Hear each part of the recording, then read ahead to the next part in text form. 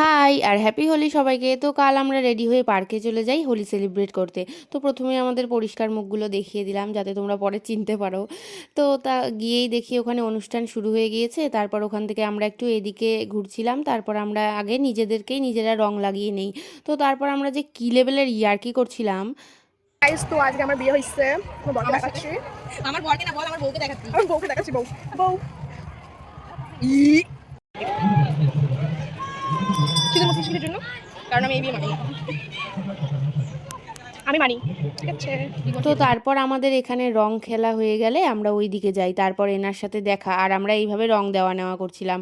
তো তারপরে এই গোটা মহিলা গ্যাংয়ের সাথে দেখা করে রং দিয়ে আড্ডা দিয়ে তারপর এখানে আরও কয়েকটা বন্ধু বান্ধবীদের সাথে দেখা করে সবাইকে রং দিয়ে তারপর ওখানে একটু আড্ডা দিয়ে তারপর এখানে আরও কয়েকটা বন্ধুদের সাথে দেখা করে রং খেলে আমরা টায়ার্ড হয়ে গেলে এখানে বসে একটু নিব্বানিব্বি দেখছিলাম। তো তারপর এই দিকে সুন্দর ডান্স পারফরমেন্স হচ্ছিল, ওটা এনজয় করছিলাম। তারপর এখান থেকে জুস খেয়ে আমরা বাড়ির পথে রওনা দিই। তো bye, that's it for today.